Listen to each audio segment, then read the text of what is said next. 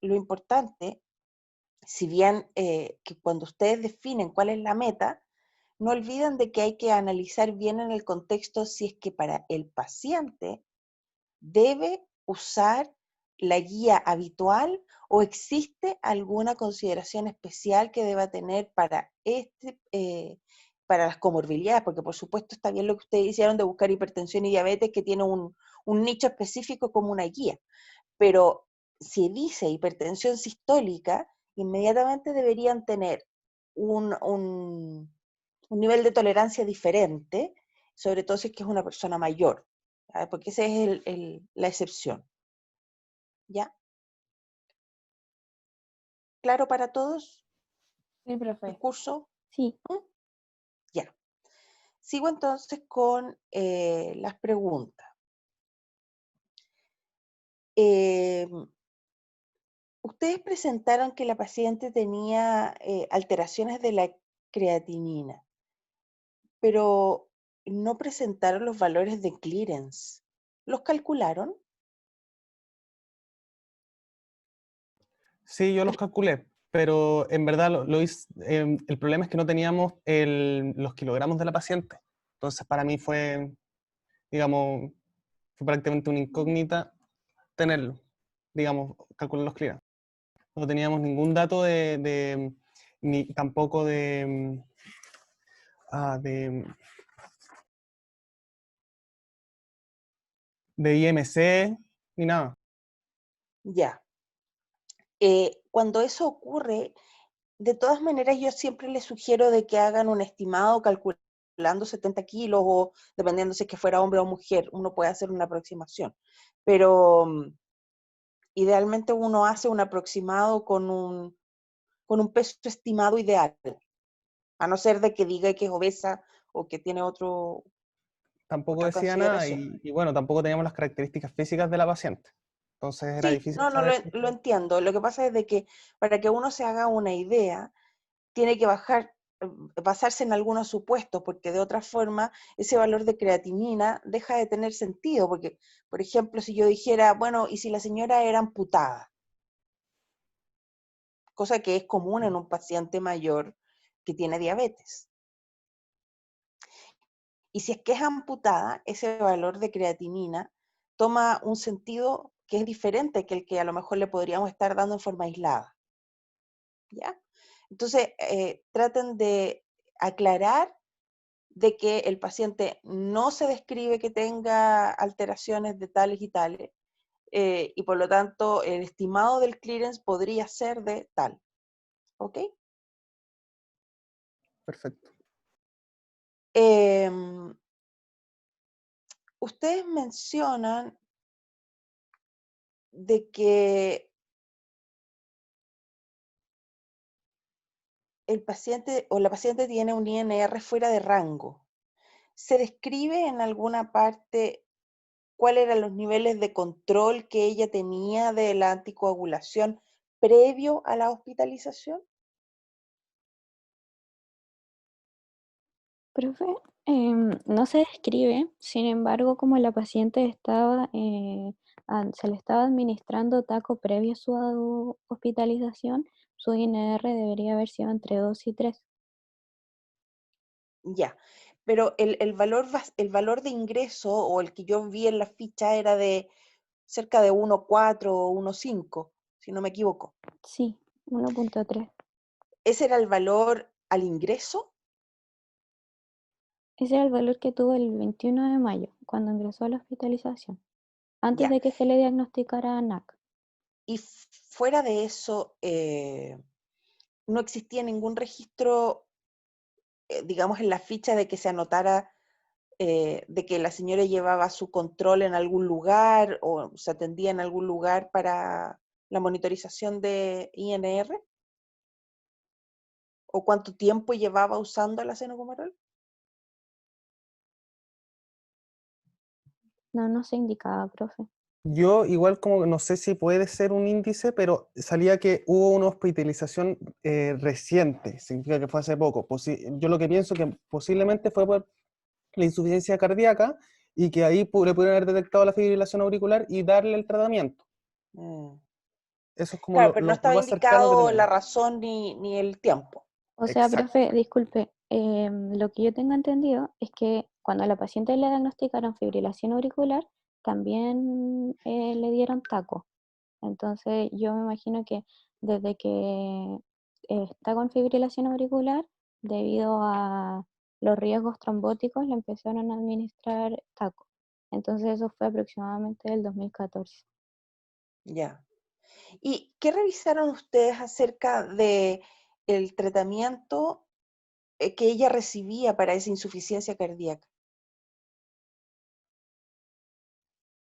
Para la insuficiencia Profe, cardíaca, profe. es que para la insuficiencia cardíaca, ella tenía insuficiencia cardíaca con fracción de eyección moderada, entonces el tratamiento es tratar las comorbilidades, cosa de evitar una descompensación de su insuficiencia cardíaca. Entonces, en este caso, lo que ella hacía era mantener eh, como los objetivos terapéuticos de sus otras enfermedades, no un tratamiento como tal para la insuficiencia cardíaca.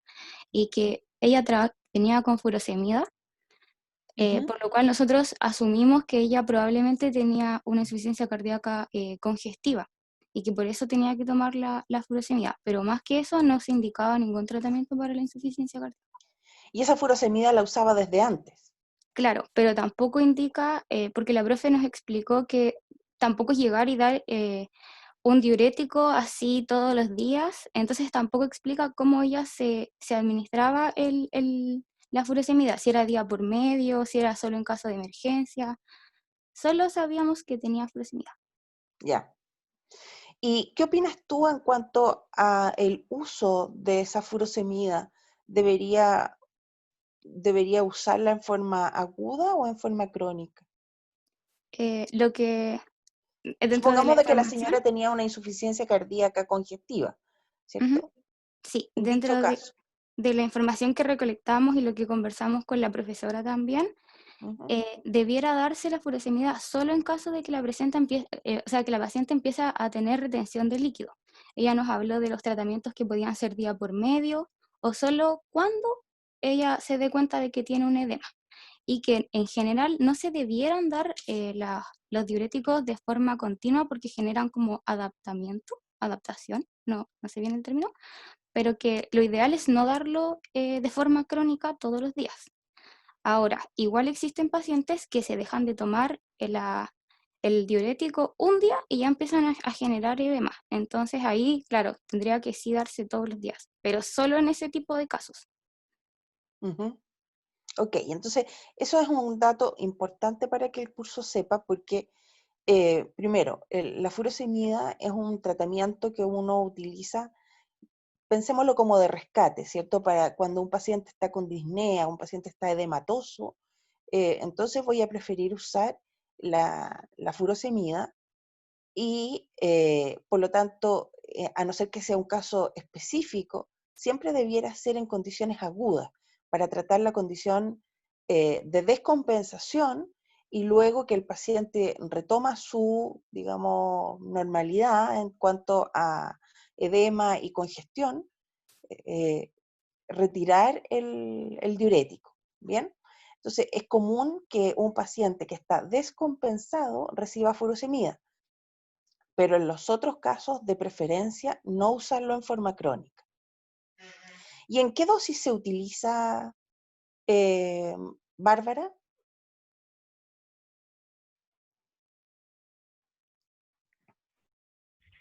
Hola, profe. Hola. Tenemos entendido que entre 20 y 40 miligramos. ¿Se utiliza por vía oral a nivel hospitalario o se utiliza por vía endovenosa solamente cuando está a nivel hospitalario? En este caso lo usaron por ambos, pero cuando ya es SOS sería endovenosa. Después, si está un poco más controlado, ya oral. ¿Y las dosis son las mismas? Em,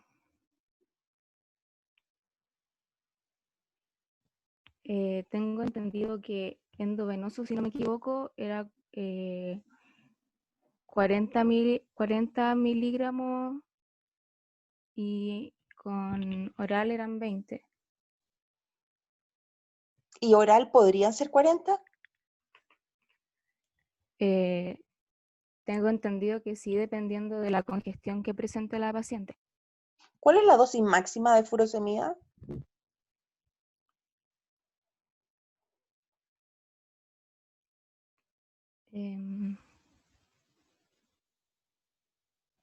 Creo, profe, que 160 miligramos. ¿En qué tipo de paciente? ¿Cómo Ya te en voy qué a tipo? soltar, Bárbara, para que no sigas sufriendo. Natalia, Dosis máxima, sí. a ver, personalmente no lo sé, profe. No indagué, la verdad. Profe, perdón, ¿en qué tipo de paciente se refiere? ¿Adulto mayor o...? Claro, si es que existe alguna consideración en cuanto a la dosis. O da lo mismo y yo puedo usar un máximo de ¿Puedo preguntar? 160 en niños, por ¿Puedo responder, ejemplo. profe? De que el caso de cardíaco era 240 miligramos como máximo, si mal no recuerdo. Ujú. En otros casos, el máximo es, como decía, 160, y ahí como se va viendo dependiendo de la situación. Lo de la vía oral, Perdón, ¿y era en falla renal, en este caso? en falla renal, en ese caso, sí era correspondiente a los 120, cada 8 horas, si no recuerdo. ¿Alguien del grupo podría En confirmar la caso, dosis? En edema en falla renal, al menos el ajuste que hay es por kilogramo. Sí, dice que hay como 6 miligramos por kilogramos por día. O sea, por dosis, perdón. Perdón, lo mío me equivoqué con hipercalemia, disculpe, profe. lo de la dosis. ¿Ya? Entonces, para aclarar al curso, ¿cuál es la dosis máxima? ¿Alguien del grupo sabe?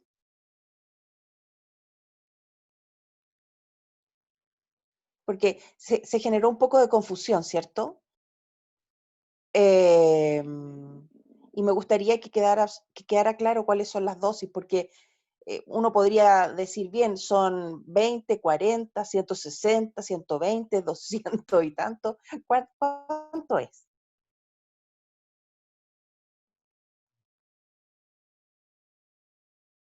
¿Me escuchan? Sí, profe, es que en verdad no hablamos mucho de dosis, entonces yo al menos no estoy tan segura como para responderle, así que prefiero Ya. que usted lo corrija antes de que digamos Tengo una entendido que con insuficiencia renal, con pacientes con insuficiencia cardíaca, se requiere dosis iniciales más altas. Y en esos casos, la dosis máxima con insuficiencia renal y con edema serían 6 miligramos por kilogramos por dosis. Por dosis. ¿Y cuántas dosis puede recibir al día? Serían entre 3 y 4 dosis, porque es cada 6 u 8 horas. Ya. Aquí hay una cosa que me gustaría que tengan presente. No sé si Sandra quiere hacer algún comentario, que la veo que está ahí silenciosa detrás de los matorrales.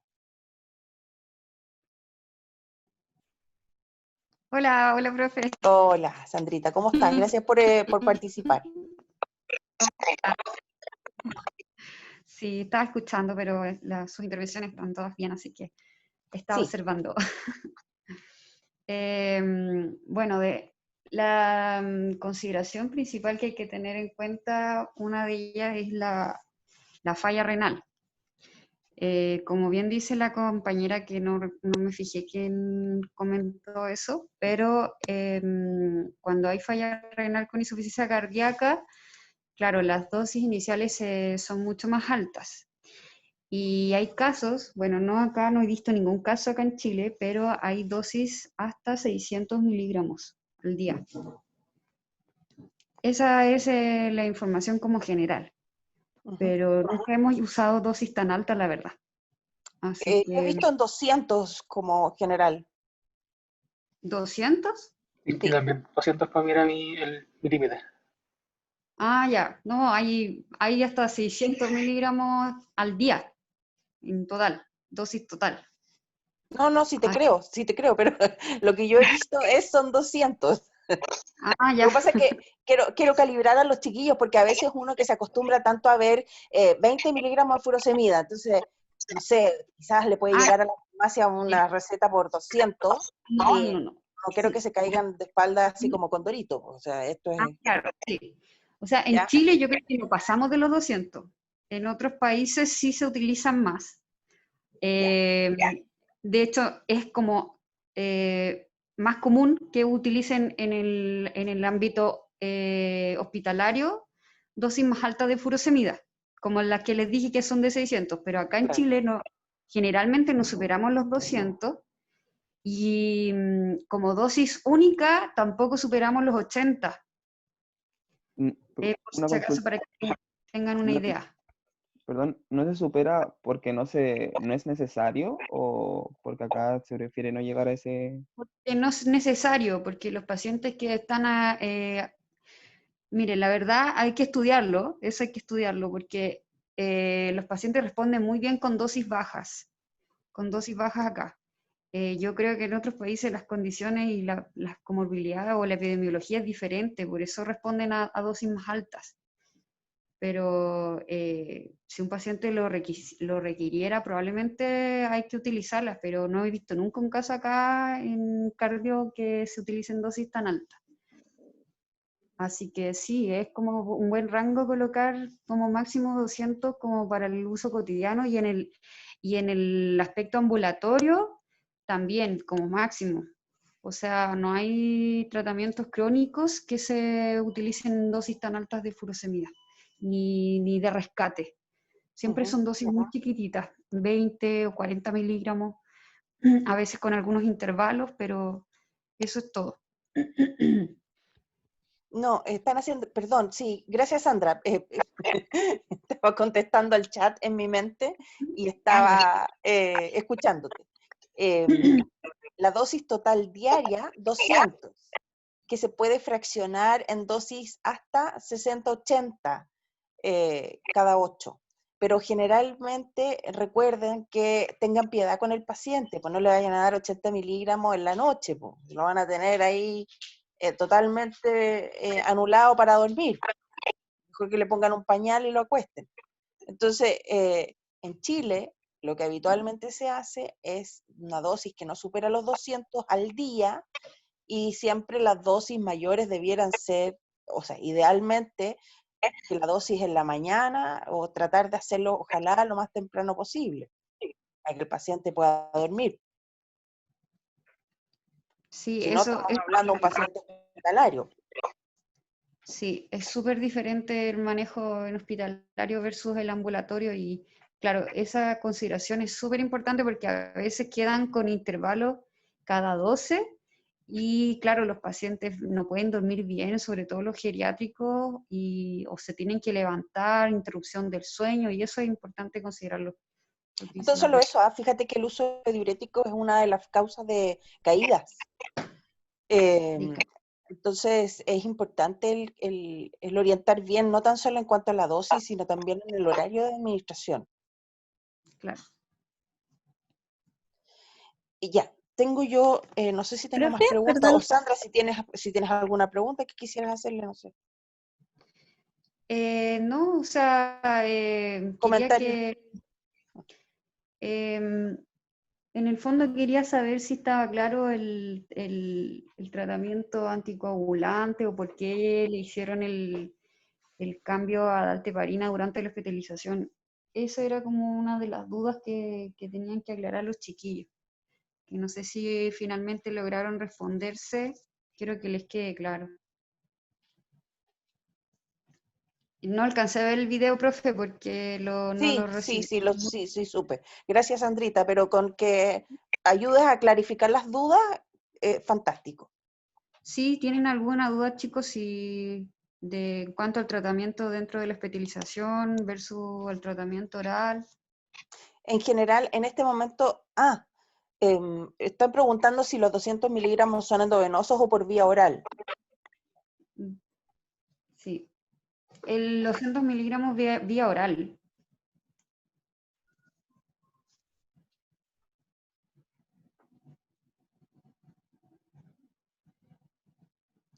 Ok.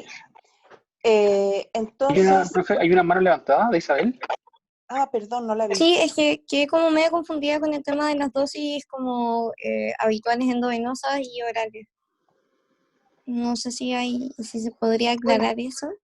sí, generalmente cuando el paciente está muy congestionado, o sea, el tratamiento es endovenoso en el contexto hospitalario, principalmente, sobre todo en la unidad coronaria, y lo que hacemos es dar la mitad del tratamiento, generalmente es una aproximación en todo caso, que es la mitad de la dosis oral endovenosa.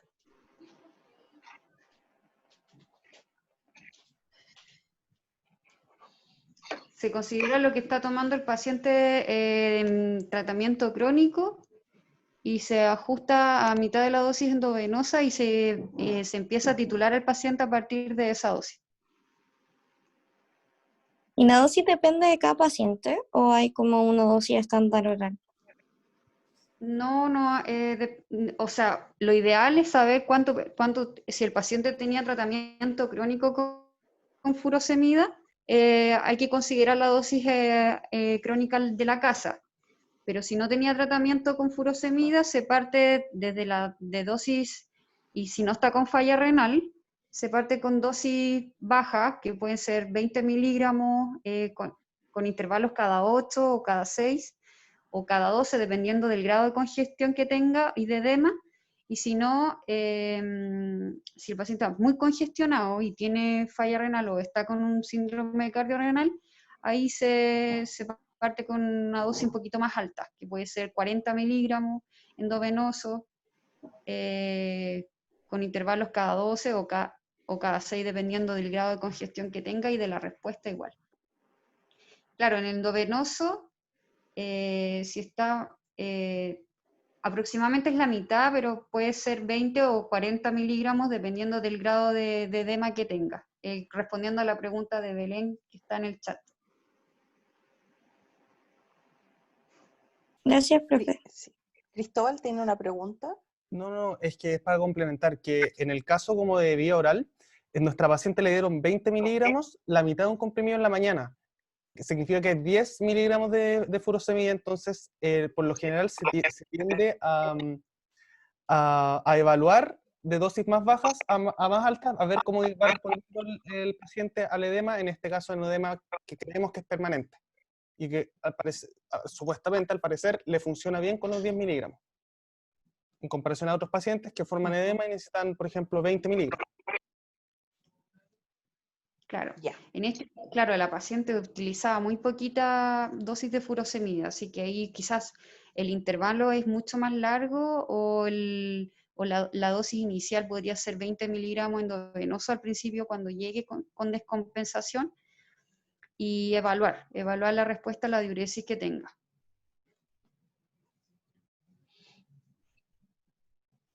Bien, gracias Sandra. Y me gustaría, tengo una última pregunta, Mati, no sé si alcanzo con el tiempo. Es cortita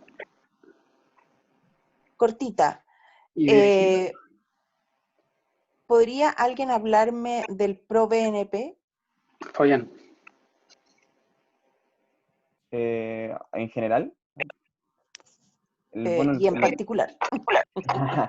el ProBNP, el péptido natriurético que se libera del ventrículo, voy a comenzar hablando como fisiológicamente, que se libera por la sobrecarga en el corazón, y lleva esa sobrecarga, produce estrés en lo que es el corazón, el miocardio, y causa la liberación de estos péptidos. ¿Por qué los libera? Es para contrarrestar el mecanismo compensatorio del sistema nervioso central y el eje renina-angiotensina, para compensar ese lado, que lo que sería, ¿y cómo lo compensa? Sería disminuyendo la resistencia vascular, el efecto de deterioro sobre los vasos, aumentando la diuresis. Eso como hablando fisiológicamente. En cuanto a la utilidad en la clínica, lo utilizan como diagnóstico, pero no un diagnóstico certero. O sea, se habla de que por cierto valor es seguro, bajo cierto valor no es seguro, como que hablan de probabilidad, porque al final, al fin y al cabo, cuando confirman realmente es con un ecocardiograma. Y también nosotros como grupo teníamos la duda si es que ese valor podría haber sido considerado como parámetro de seguimiento, pero no. O sea, si bien lo vimos en estudios que comparaban una droga versus otra, lo comparaban viendo cuál causó más, causó más de estos péptidos natriuréticos, pero en la guía clínica no se mencionaba como parámetro de seguimiento. Aparte que hay causas tanto como cardíacas y no cardíacas que causan un aumento también de estos valores. Por ejemplo, la edad, la fibrilación auricular también causan aumento de estos valores. Por lo tanto, igual no sería muy útil utilizarlo de seguimiento.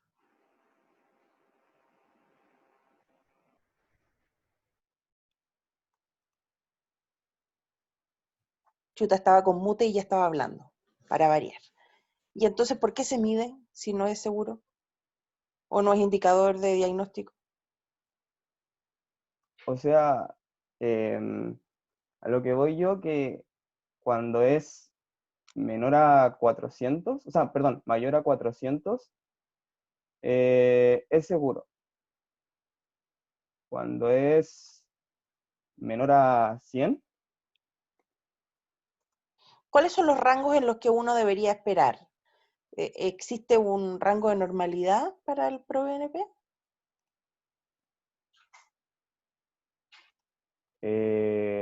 sí, ¿Cuál es? en la guía clínica abajo teníamos los valores y aparecía que el valor perdón, era abajo a 2,92 picogramos por ml. ¿Cuánto tenía este paciente? Cuando el día 21 se le tomó y tenía 6.000. Ya. Y Por lo después se le tanto, tomó... perdón. Sí, No, continúa. no, y después fue bajando. O sea, no, fue bajando. Por ejemplo, se mantuvo en 6.000, luego bajó a 4.000, lo cual también es alto, y luego bajó ya más considerablemente a 900. Ya. Ok, entonces, gracias Sandra. ¿Tienes algún comentario sobre oh, ya se fue. Ah, No, aquí estoy, profe, no quería interrumpir. sobre el ProBNP, no sé si algún comentario específico sobre eso. Sí, no sé si lo va a decir usted, profe, pero es súper importante que les quede claro el valor predictivo negativo de la insuficiencia cardíaca que tiene. No, dale tú, por favor. Sí, ya. Cuando el paciente llega con hagamos que llega un paciente que no tiene diagnóstico de insuficiencia cardíaca, uno de los exámenes que se realizan es la elevación del péptido natriurético.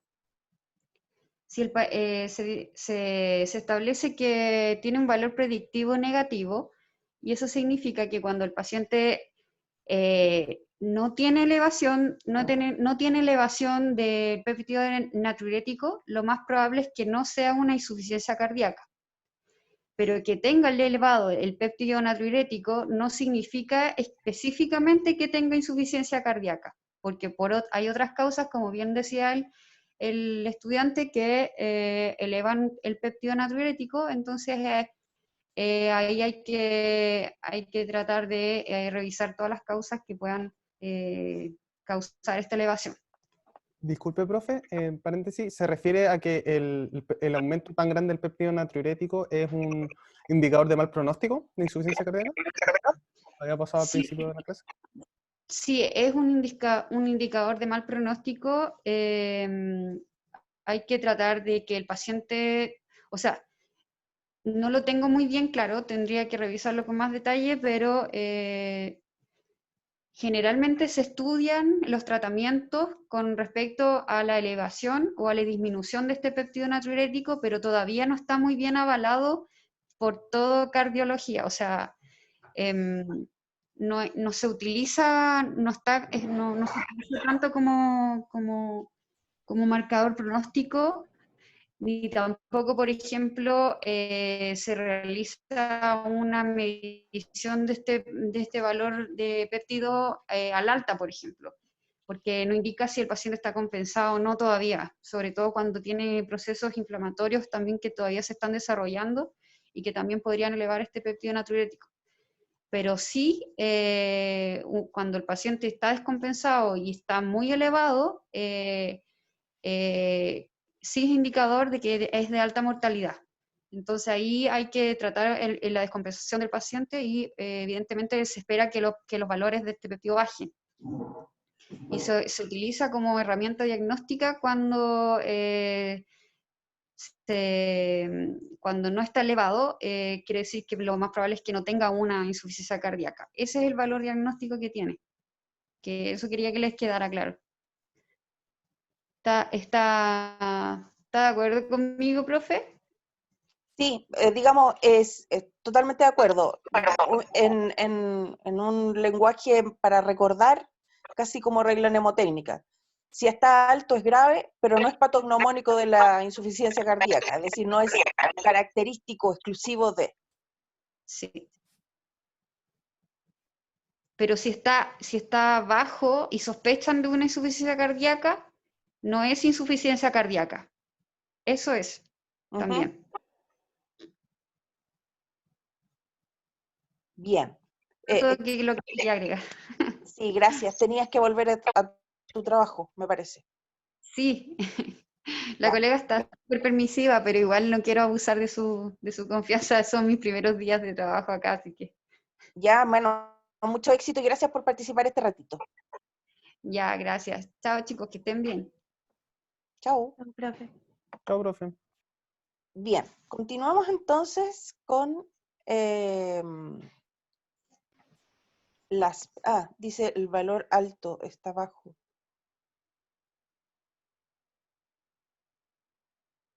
El valor, claro, generalmente cuando hablamos de un paciente que tiene niveles altos, generalmente tiene sobre 1000. ¿Ya? No es que uno diga, mira, si tiene 421 es bajo y si tiene 422 es alto. No, no. Esto es parecido como uno cuando mide las transaminasas o la fosfatasa alcalina, que no son valores que uno mide a la dosis, al valor individual, así único, sino que estamos hablando de variaciones importantes, de 1000. Yo no tengo más preguntas para este grupo, Mati. No sé si tú tienes alguna pregunta. Me quedan un par de preguntas, pero estamos en el tiempo, así que mejor pasemos al grupo 2 y veo si las puedo incorporar por ahí en alguna discusión. Bueno, perfecto. Sí, mejor. Gracias. Aplausos virtuales para el grupo 1 y se Sí, prepara el muchas grupo gracias a 2. los chiquillos.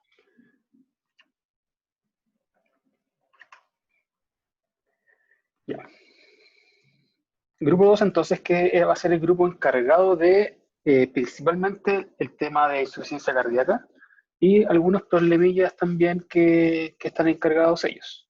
¿Preguntas de los compañeros?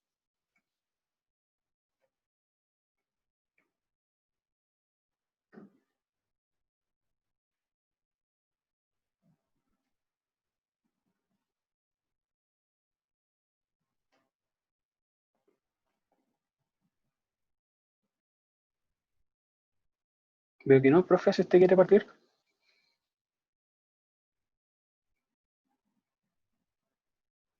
Para variar estaba en mute. Oh, qué pena, sí, creo que es mi frase más repetida de la pandemia. Déjame mirar mis apuntes porque mientras escuchaba a los chiquillos yo iba tomando notas.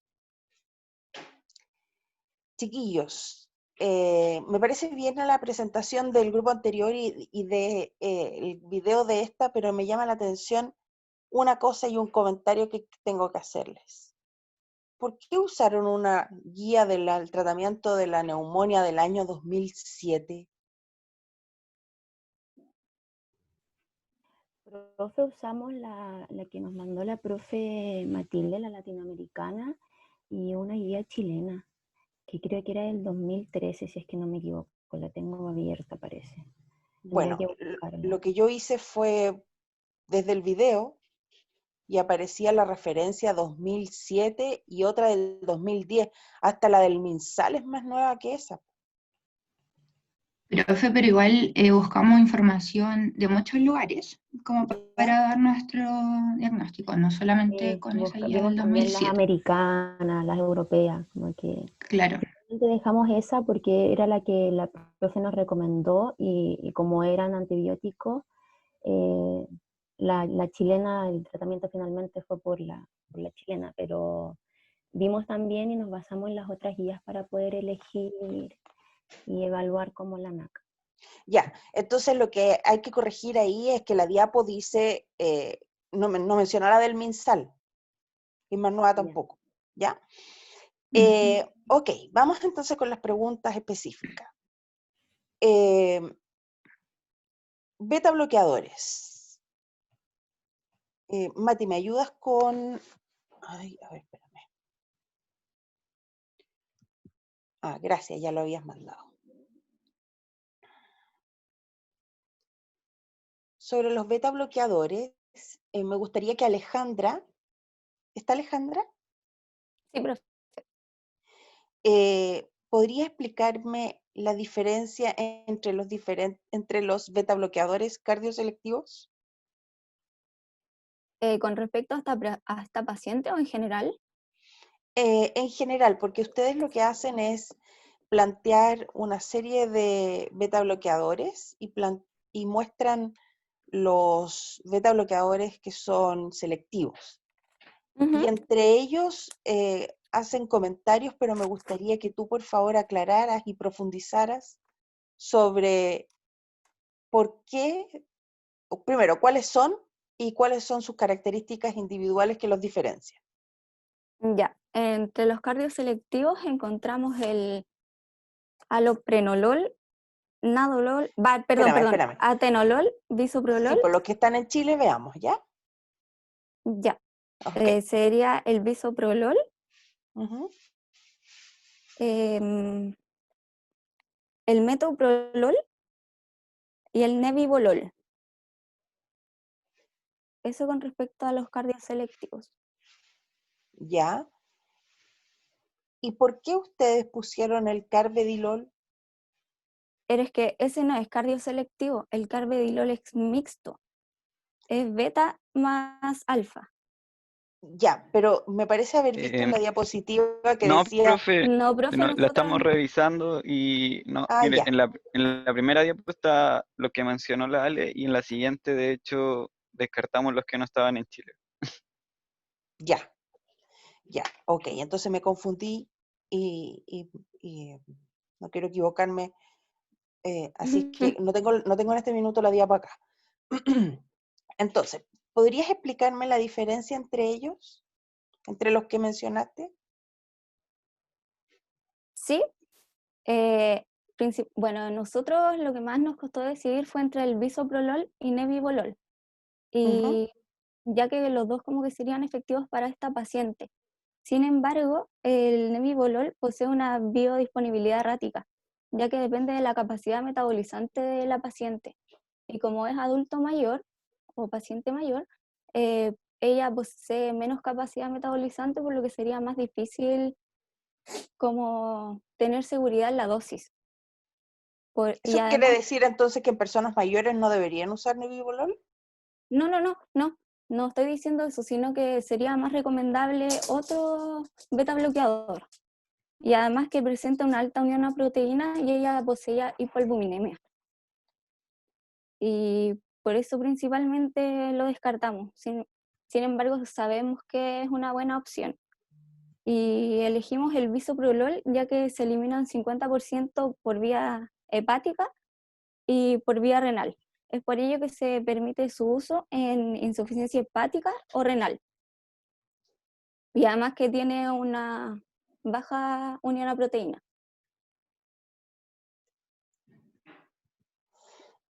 Perdón. Entonces la decisión pasa por variables farmacocinéticas. Claro. ¿Y cuál es el efecto terapéutico que produce nebivolol?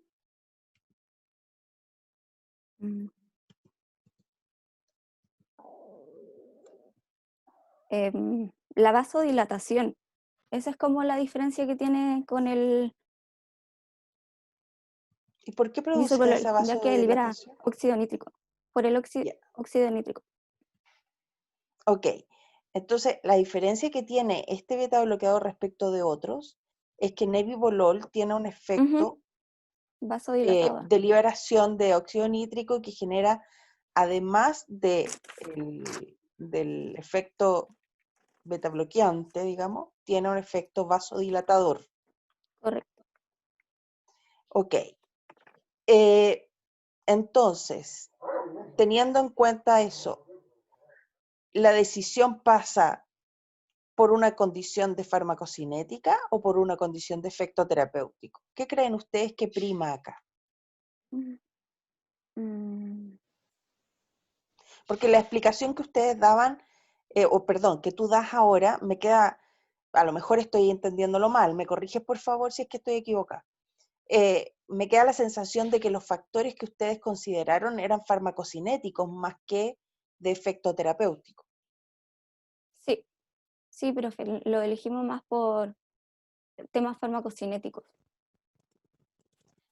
Sí, profe, igual ahí nos basamos harto porque claro, habíamos visto que desde la clase incluso como que se había hablado como de esta efectividad similar y que la profe nos dijo que como cardiología se basa tanto en la evidencia, como que cuando no haya algo específicamente claro que le dé como la ventaja o el beneficio mayor a uno sobre otro, como que nos fuéramos por las propiedades farmacocinéticas para poder así como argumentar en ese sentido la elección. Y al final, como decía la Ale, claro, nosotros en ningún momento, los que sí descartamos fueron los primeros dos, pues el metoprolol y el atenolol, uno, el último, por ejemplo, por el tema de que no es aconsejable la eliminación renal directamente, entonces al final nos quedamos con estos dos, nebivolol y bisoprolol, y ahí es cuando tuvimos que ponernos como más quisquillosos, entre comillas, y ver como estas otras cositas. Pero no es como que hayamos visto solamente lo farmacocinético, sino que luego de haber visto que no habían como estas como diferencias significativas en la evidencia en efectividad, tuvimos que revisar esta otra parte. Profe, Ya, entiendo. igual, además, nosotros también consideramos como el estado de la paciente en el sentido de que fue como un tratamiento agudo. Entonces, discutiendo, pensamos que era mucho más fácil titular el bisoprolol por sus características que el nebivolol, porque el nebivolol, como dijo mi compañera antes, tiene más unión a proteína y es mucho más errático con respecto a la biotransformación. Ok, Y aparte, entonces, perdón, y otra cosa que consideramos también fue el precio, que el bisoprolol igual es más barato que el nebivolol. Isabel pregunta cuáles son entonces las características farmacocinéticas de bisoprolol. No sé si podrían comparar en breve bisoprolol versus nebivolol en cuanto a sus características farmacocinéticas y también en cuanto a su farmacodinámica. Em, sí, no sé si lo digo yo o alguien más. Dale, Darío. Ya, por ejemplo, partiendo por la biodisponibilidad, nebivolol ahí va a depender de la capacidad metabolizante, como dijo la Ale, del paciente, y el bisoprolol tiene una buena biodisponibilidad oral general. La unión a proteína, ahí en el nebivolol es súper alta, alcanza casi el 98%, mientras que el bisoprolol era más bien baja, creo que estaba por el orden del 30%, si no me equivoco. Perdón, ¿qué cosa Lo otro, era alta? la unión a proteína Ya. plasmáticas. Luego, por ejemplo, la vida media en el nebivolol alcanzaba hasta las 19 horas y en el bisoprolol hasta las 12. Entonces ahí tenía menor vida media el bisoprolol. Y como agregamos que el tema de la eliminación, por ejemplo, en el bisoprolol es como mitad y mitad, como por vía hepática y vía renal, entonces se podría usar como en cualquiera de las dos fallas o insuficiencia. Ya. No sé si me faltó algo, si alguien del grupo quiere agregar.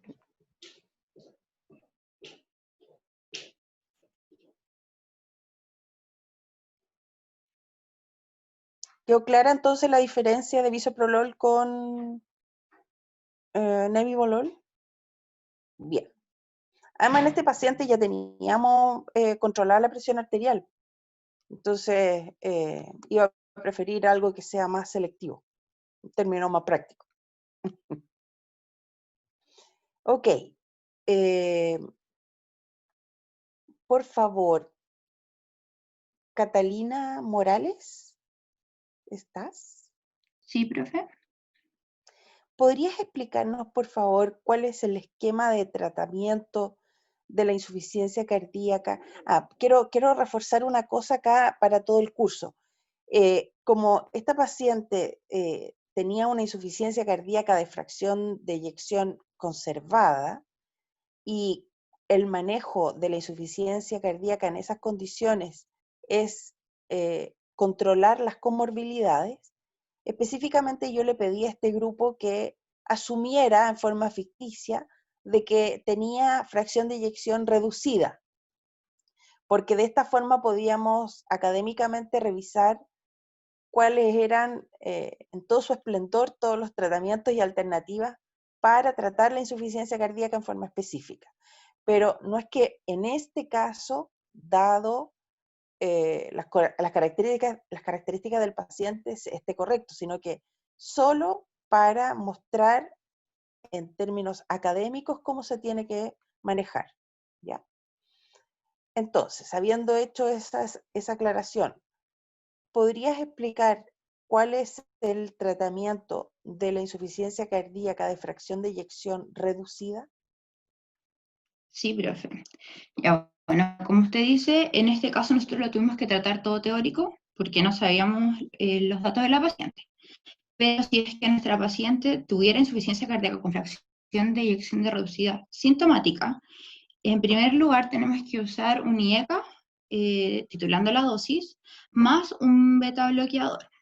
Si la paciente siguiera sintomática y con fracción de eyección menor a 35%, tenemos que añadir un antagonista de los receptores mineralocorticoides, también titulando la dosis, y así evaluar los síntomas. Si continúa, hay que ver si es que como tolera un IECA o su ritmo sinusal, su QRS es como mayor a 130, su ritmo, su fracción, o sea, su frecuencia cardíaca es mayor a 70 latidos por minuto, tenemos que analizar si es que se tiene que agregar o cambiar algo. Ya, por ejemplo, si es que tolera un IECA pero los síntomas persisten, se debe cambiar el IECA por un inhibidor de la neprilicina y del receptor de la angiotensina. Si el ritmo QRS es mayor a 130, hay que ver si necesita terapia de resincronización. Y si es que la frecuencia cardíaca es mayor a 70, se puede dar ivabradina. Ya todos estos tratamientos se pueden combinar siempre y cuando los síntomas persistan. Y en caso de que vaya como mejorando, se puede volver a los IECA. Y también que los diuréticos siempre son como que van en la terapia para aliviar los síntomas en caso de congestión. Eso. Bien, muchas gracias. Entonces quiero preguntarle específicamente a Sara. ¿Está Sara? Sí, profe. ¿Podría explicarnos qué es el sacubitril?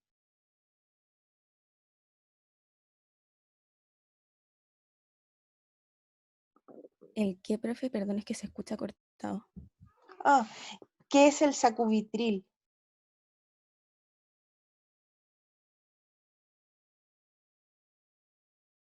¿Se escucha? Sí, es que tengo el internet más o menos malo, pero es un inhibidor de la neprilicina. Neprilicina. Eso, neprilicina.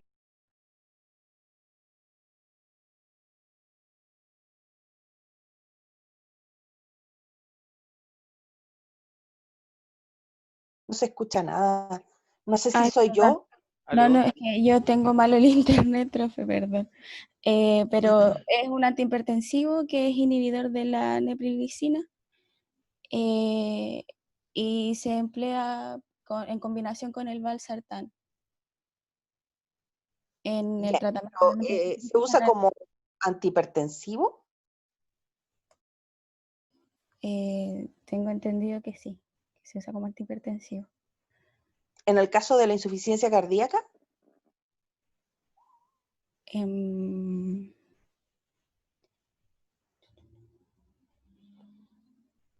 estoy pensando, espera un poquito. Aquí estoy un poco nerviosa, entonces estoy... tranquila, no te preocupes, sí, estamos conversando. Ujú.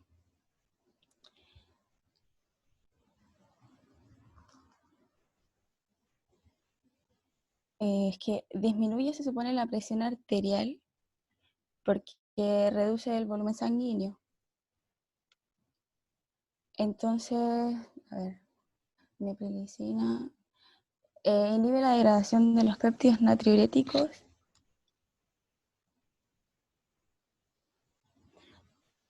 Yo creo que sí, que se usa como antihipertensivo. Claro, pero, o sea, el inhibidor de la ECA también es un antihipertensivo. La pregunta es, en este caso, ¿se está usando como antihipertensivo?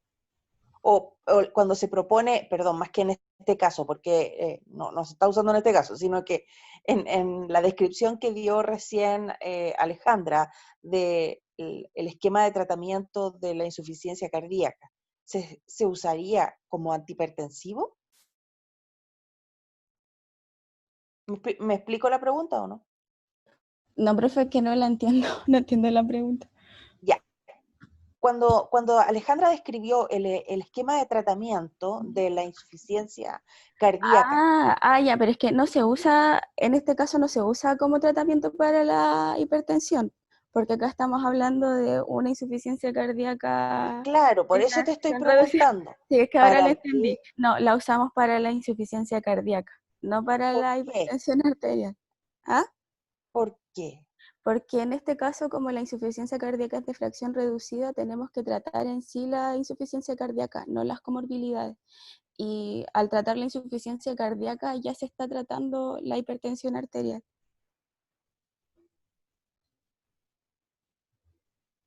No entendí. ¿Cuál es el efecto terapéutico que estoy buscando con este medicamento?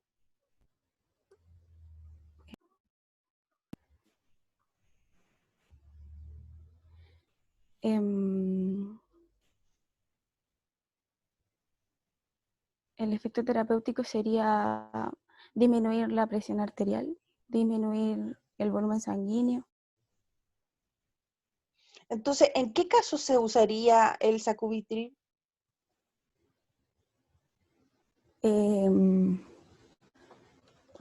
A ver. Si yo tuviera un paciente, ¿cierto?, que tiene insuficiencia cardíaca de fracción de eyección reducida, ¿qué características debe tener para que yo diga, sí, este paciente es susceptible de recibir sacubitril?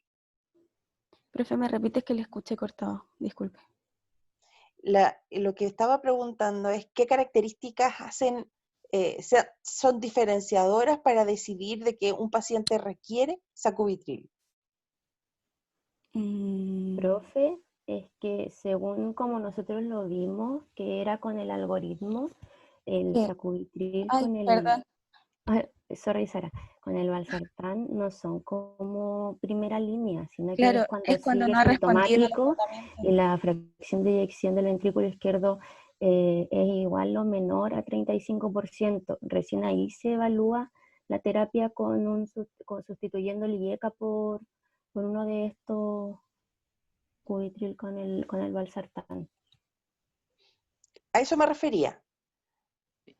Si bien no es el de primera línea, mi pregunta es, ¿qué características debe tener un paciente para que yo decida que sí lo es, que sí es el medicamento que requiere ese paciente? No responder a un tratamiento con los IECA o con los beta bloqueadores. O sea, Esa es la respuesta. Ya que no entendía para dónde iba la pregunta, disculpe, pero. ¿En qué caso se usa el sacubitril? Y eso es después de En que estos casos. se haya añadido un antagonista de los receptores mineralcorticoides, que si sigue sintomático, ahí recién se evalúa este tipo de terapia. Exacto. Es decir, para resumir al curso, si yo tengo un paciente que tiene insuficiencia cardíaca con fracción de eyección reducida, debe recibir IECA, beta bloqueador, más un antagonista del mineralocorticoide.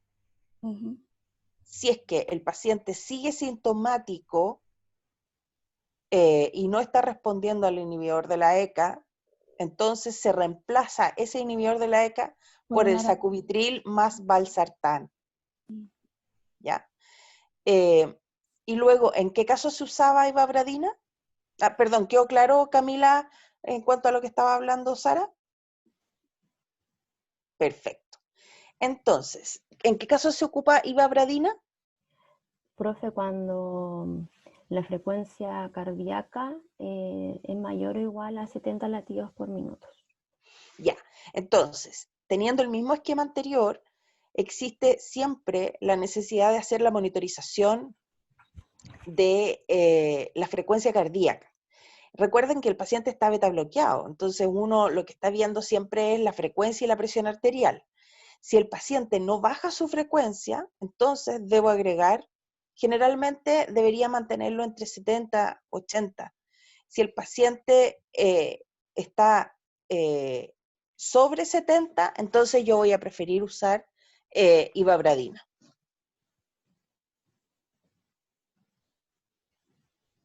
¿Ya? ¿Ahí sí?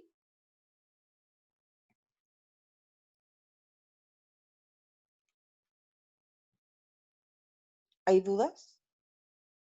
No, No, no es uno o no otro. es que sea uno o el otro. El sacubitril es en caso de que no responda al tratamiento con el inhibidor de la ECA.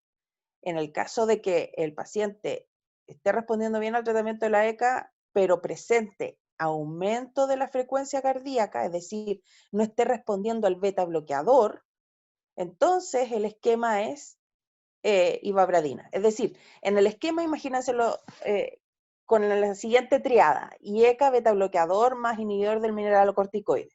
Si falla el IECA, mi reemplazo es sacubitril más valsartán. Si falla el beta bloqueador, ¿cómo mido falla? Como que persista la frecuencia cardíaca alta. En dicho caso, entonces se agrega ivabradina. Y se saca el beta bloqueante, ¿cierto? Sí. Ya. ¿Ok? ¿Las dosis, chiquillos? ¿Las vieron?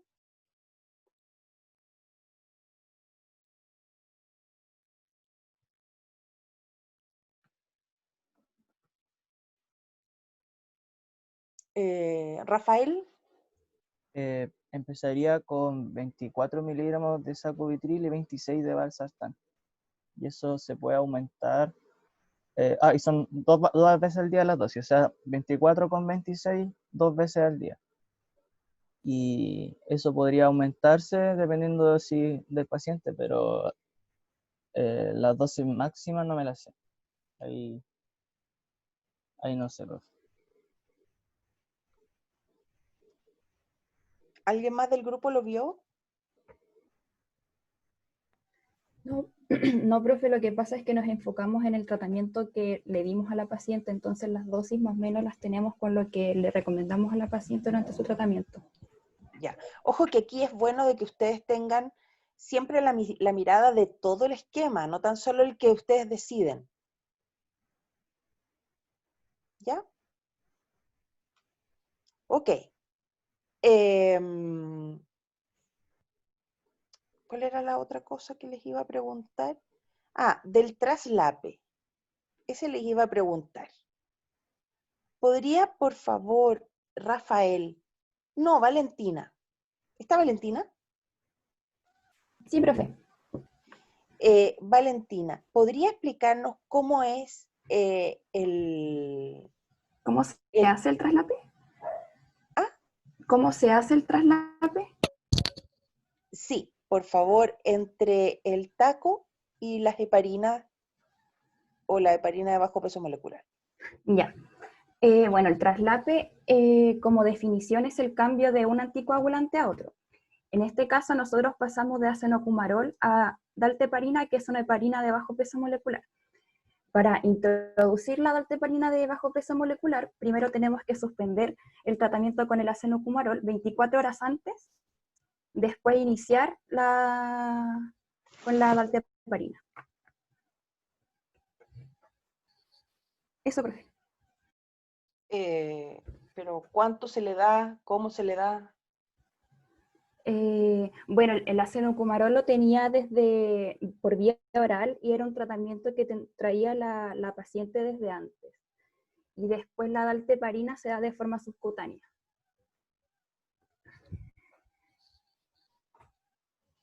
¿Pero cuánto se da de heparina? De heparina se da 5.000 unidades internacionales. ¿Estamos hablando de la heparina de bajo peso molecular? Sí. Cada 12 horas, sí. ¿Qué heparina de bajo peso molecular? La dalteparina. ¿Cómo se fija la dosis de eso? Depende de los valores de INR. Hay que ver como un manejo diario de los valores de INR. Igual que en el tema del acenocumarol, también se va variando dependiendo del INR. Y además por la dosis total semanal, como que por eso se maneja. Pero, ¿qué es lo que se ve en la dosis total semanal? ¿El acenocumarol o la heparina? El acenocumarol. Ya, pero supongamos que estoy en el siguiente escenario. El paciente ingresa, toma comúnmente acenocumarol y el médico te dice, necesito cambiarlo a heparina. ¿Cuáles son las opciones?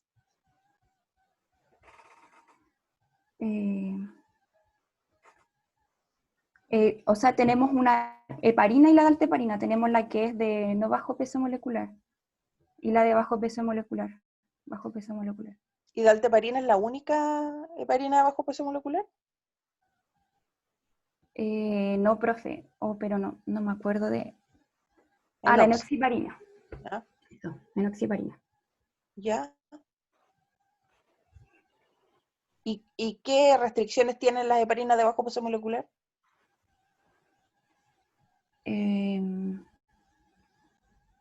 Déjeme pensar, profe. Los kilogramos del paciente, sí. ¿Ya? ¿Y qué más? Y la función renal. Exacto. Si el paciente tiene la alteración en la función renal, ¿lo puede ocupar?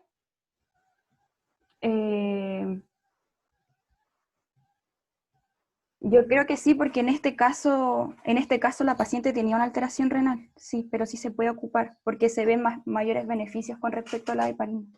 No, error. No se pueden usar cuando tiene función renal menor a 30. En este caso, como era 3B, claro, sí tiene se entre puede ocupar. 30, sí. Por lo tanto, cuando el paciente tiene falla renal, la heparina de bajo peso molecular no se debiera usar, pero la restricción es en qué clearance. Ya. Y en este caso, si bien la paciente tenía falla renal, pero como era 3B, por eso sí se podía ocupar. Perfecto. Ojo. Ya. ¿Ya? Ok. Entonces, sigo con mis preguntas. ¿Cómo voy con el tiempo, Mati? ¿Estoy mal? Estamos ideal para pasar al siguiente grupo. Si podemos cerrar este y seguimos. Ok, de este grupo entonces me gustaría agregar como parámetro de seguimiento a los que tenían en las diapositivas el peso, ¿ya? Que no lo tenían puesto. Y tengo una pregunta que no se la puedo hacer al otro grupo y que necesito que me contesten así súper rápido. Que responda María José. Alguien del grupo, ¿cómo se usa oseltamivir y en qué casos?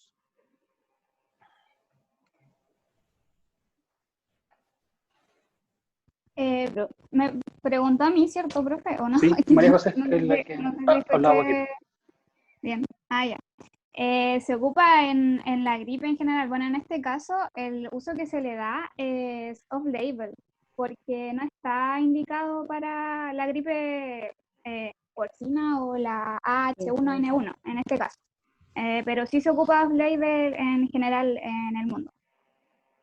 Es el único antiviral que está en Chile para el tratamiento de las influencias. Ya, pero ¿cómo se ocupa? ¿Como las dosis? ¿Como todo? Dependiendo del paciente se ajusta al clearance renal de la paciente. La dosis general es 75 miligramos cada 12 horas.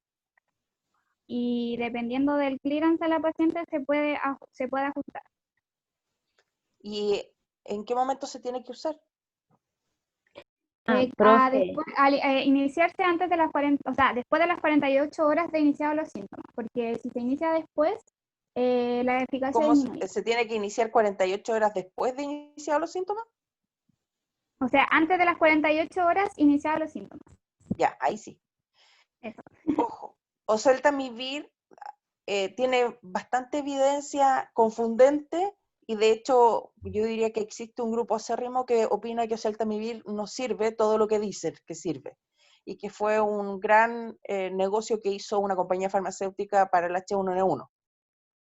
No así, existe otra rama científica que dice que sí se observarían ciertos beneficios siempre y cuando se utilice, como bien dice María Paz, antes de las 48 horas de iniciados los síntomas.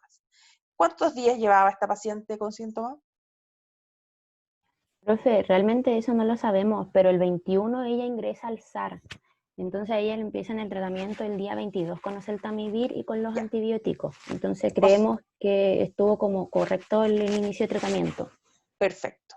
Entonces, en este caso sí se justificaba porque ha demostrado tener alivio sintomático y disminución de la mortalidad siempre y cuando se use en las primeras 48 horas, para que no les estén recomendando oseltamivir a todo el mundo, por si acaso.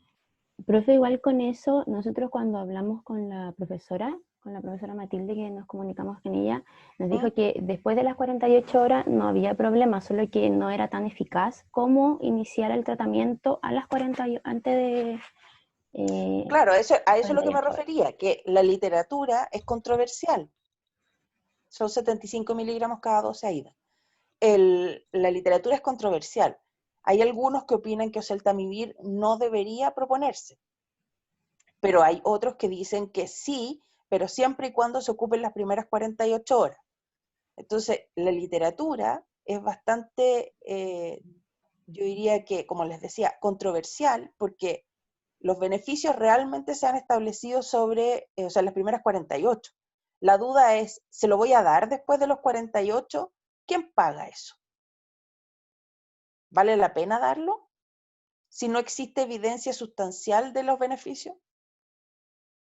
Entonces, ahí es donde existe esta nube todavía que no está clara. Entonces, creo que lo que hay que tener muy claro es que en las primeras 48 horas sí, después de las 48 todavía no se ha dilucidado bien. ¿Ok? Sí, profe. Listo, Co. Muchas gracias al grupo 2. Gracias.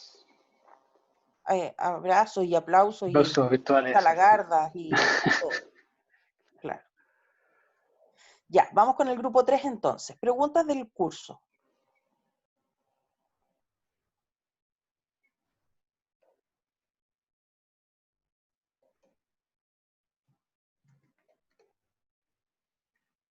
Pucha, qué lata que no tenga pregunta del curso. Me queda toda la sensación de que no miraron nada.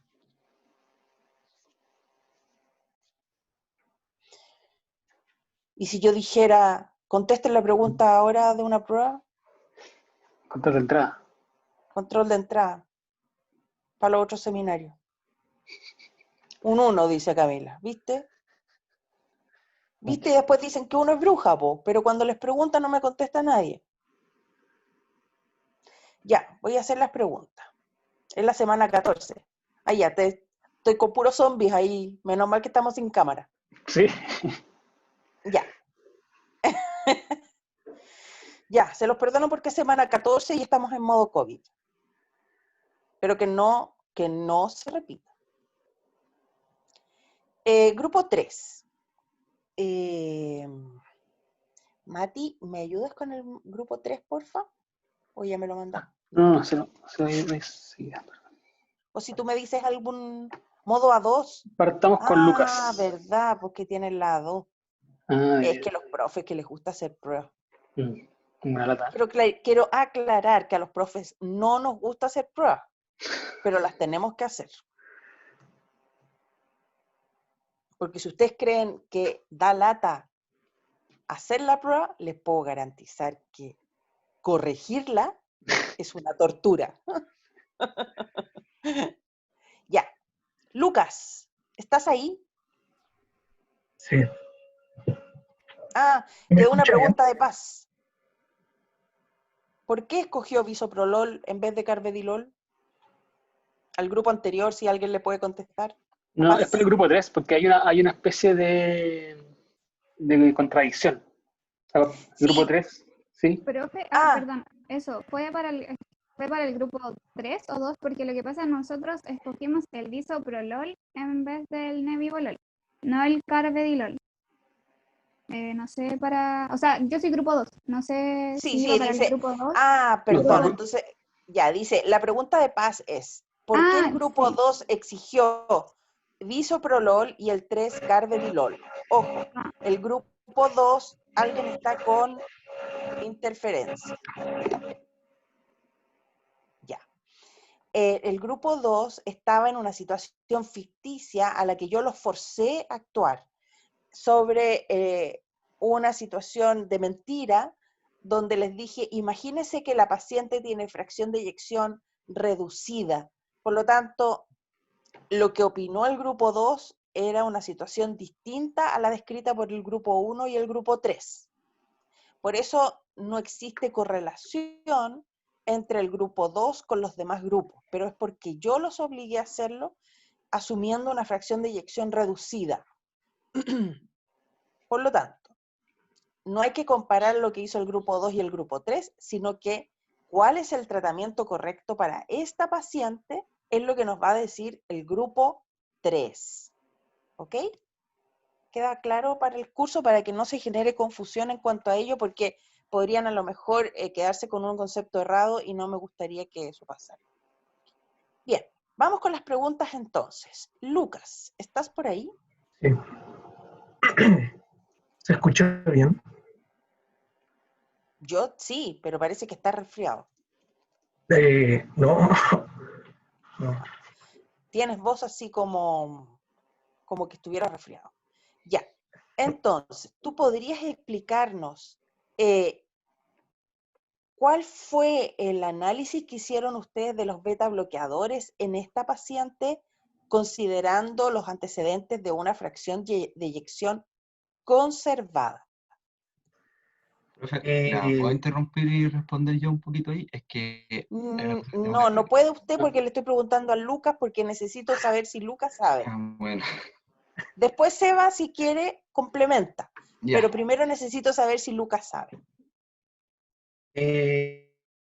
A pesar de que para la hospitalización por insuficiencia cardíaca el uso de beta bloqueadores no proporcionaba un beneficio, como en la fracción de eyección reducida, nosotros lo vimos desde el punto de vista de la fibrilación auricular, que a pesar de que la paciente la tenía diagnosticada desde el 2014,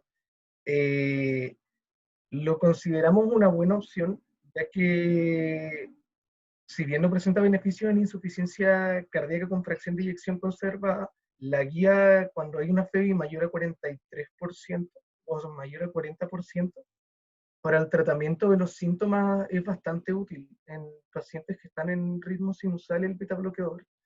Y como el carvedilol es alfa 1 también, podía tener un efecto sobre el tratamiento de la hipertensión. También, pero esto no aparecía en guías clínicas, vi que la sobrecarga simpática produce sensibilización de beta, de receptores beta. Entonces, de alguna forma es útil el uso de beta bloqueadores en pacientes con insuficiencia cardíaca. Sí, de hecho, es el tratamiento estándar, el beta bloqueador, pero en fracción de eyección reducida. En este caso, entonces, la discusión sería si en este caso se está usando para la hipertensión, para la fibrilación auricular o para la insuficiencia cardíaca. Lo estamos utilizando para el manejo de la fibrilación auricular. Ya. Gracias, Luca. Sebastián, ahora sí, por favor, podrías complementar. Ah, sí, profe. Es que con respecto al tratamiento que elegimos de beta bloqueadores, Ujú. igual tenemos un pequeño como error en el Power, por decirlo así, porque al momento de que elegimos la terapia en carvedilol, no di el tratamiento como, ¿cómo decirlo? Como el plan B, porque el tratamiento con carvedilol se inicia en el hospital y por una posible, como por efectos adversos que pueda producir a nivel de hipotensión, teníamos que dar bisoprolol en el caso de que el carvedilol no afecte. Y lo que quería decir que nosotros estamos tratando insuficiencia cardíaca con fracción de eyección moderada, o sea, mantenida, perdón. No como el Conservada. grupo 2, para que no se vayan a equivocar los chicos que están escuchando. Sí, gracias por la aclaración. La había comentado hace unos minutos atrás, pero no me queda clara la aclaración tuya en cuanto al bisoprolol y el carvedilol.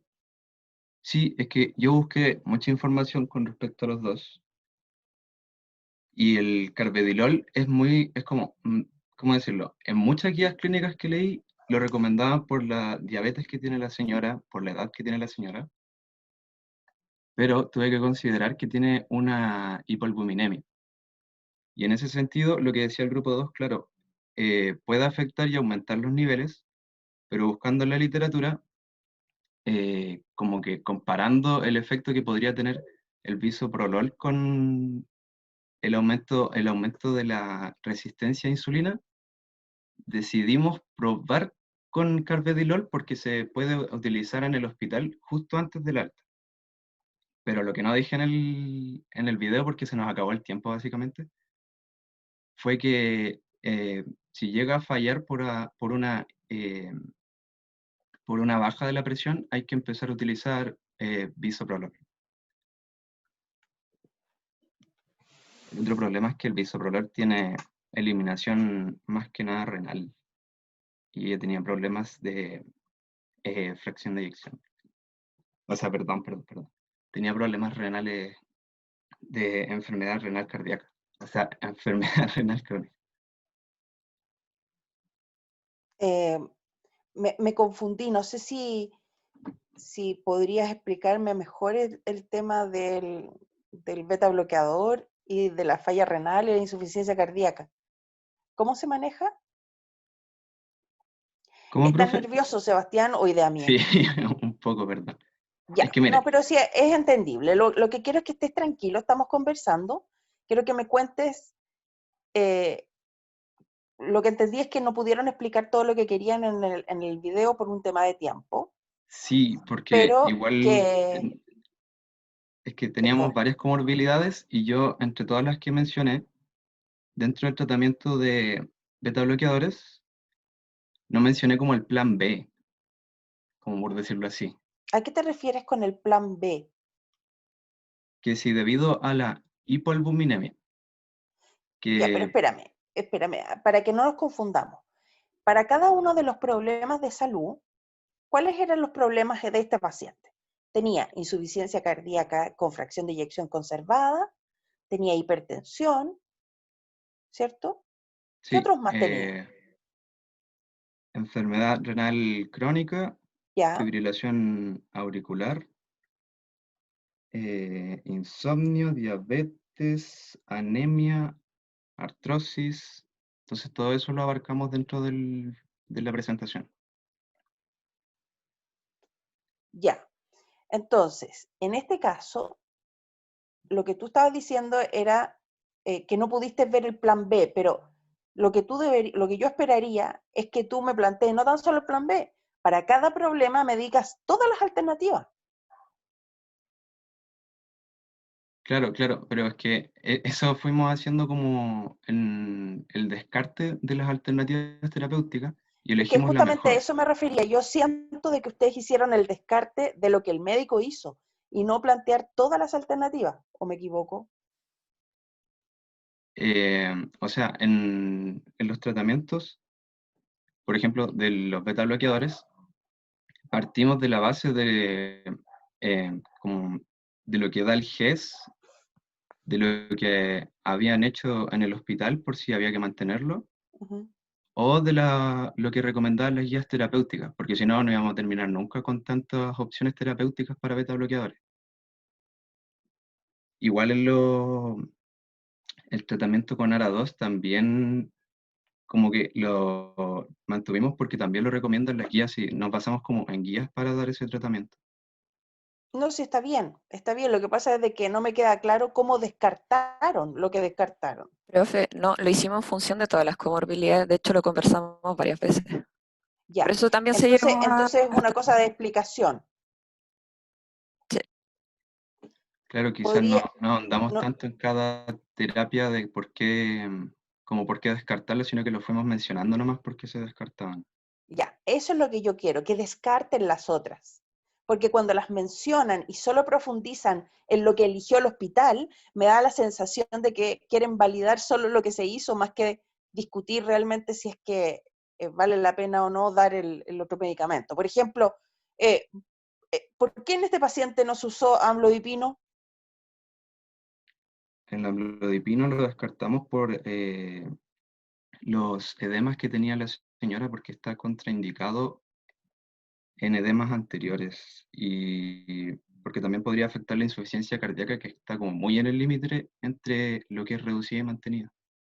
Y en este caso, entonces, ¿el tener edema inhabilita el amlodipino?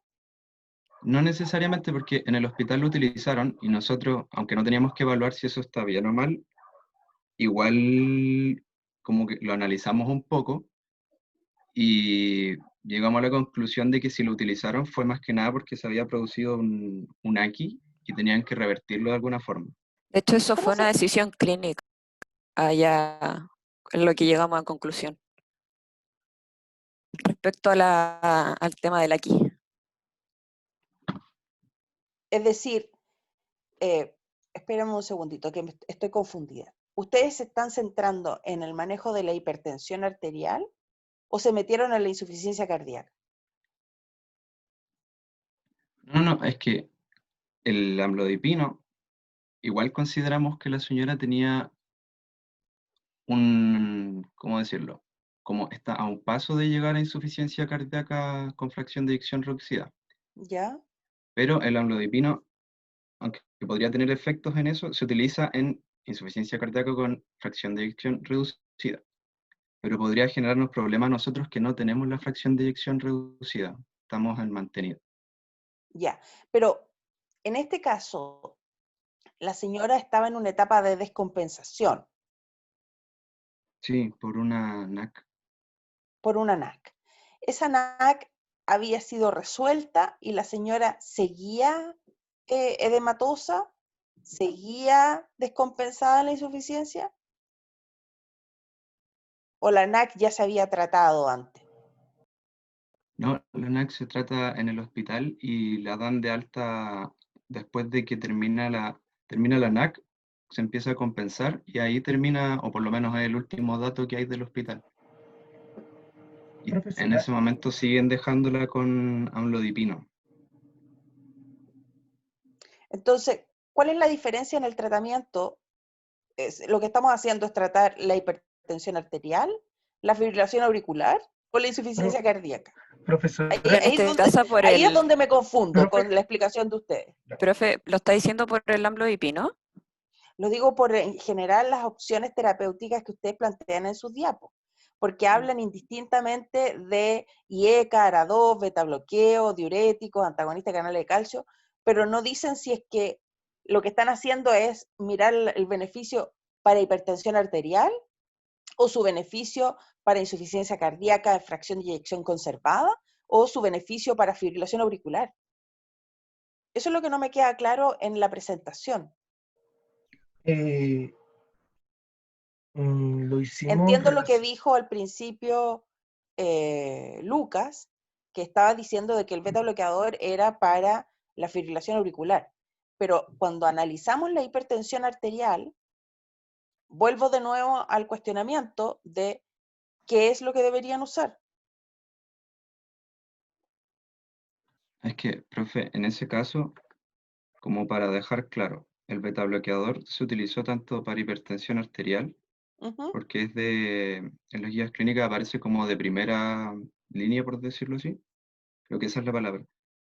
¿Ya? Y también para la fibrilación auricular, Ya. porque los Ok, beta bloqueadores entonces, tienen un para que no efecto nos positivo. mezclemos, porque siento que se está mezclando esto, si bien el paciente no se debería ver en forma aislada como por carpetas de enfermedad, es importante tener claro de que cuando yo analizo la terapia de la fibrilación auricular, tengo un espectro de alternativas terapéuticas que es distinta para la hipertensión y que es distinta para la insuficiencia cardíaca de fracción de eyección conservada.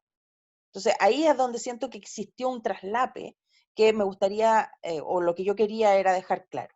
Ya, y para terminar, en las preguntas, la anemia, ¿por qué eligieron maltosado, el fierro maltosado y no otro? Y la segunda pregunta es, ¿cuándo se ocupa suplementación oral y cuándo endovenosa? Yo puedo responderle eso, profe. Principalmente la primera pregunta que tiene que ver con por qué carboximaltosado tiene que ver principalmente con, o sea, en comparación a lo otro, principalmente por la cantidad de hierro que pueden aportar, y el carboximaltosa es de los que puede aportar más.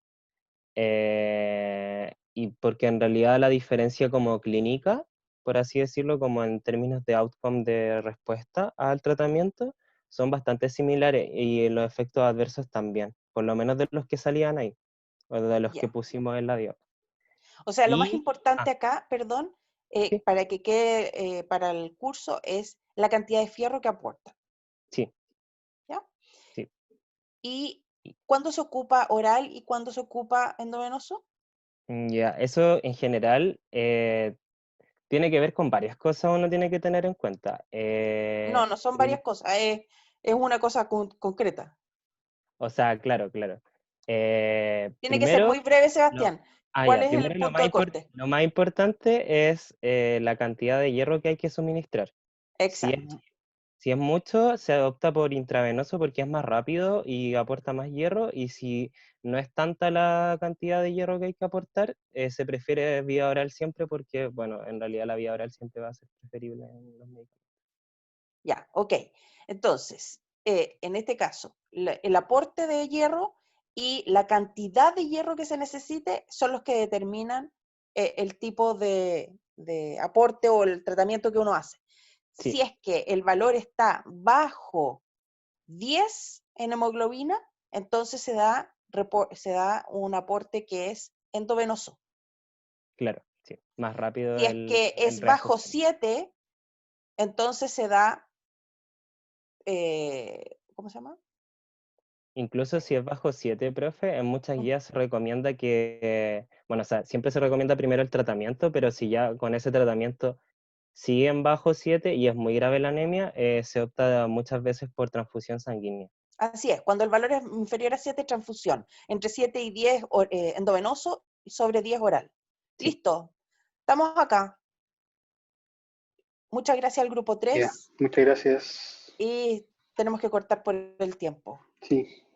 Está publicado el control para que puedan ir a la plataforma antes de que empiece la clase siguiente. Es muy rápido. Que estén muy bien. Chao, Aplausos estén bien. y Eso. ovaciones para el grupo 3. Gracias. También, Chao, los chao. virtuales. Chao, chao.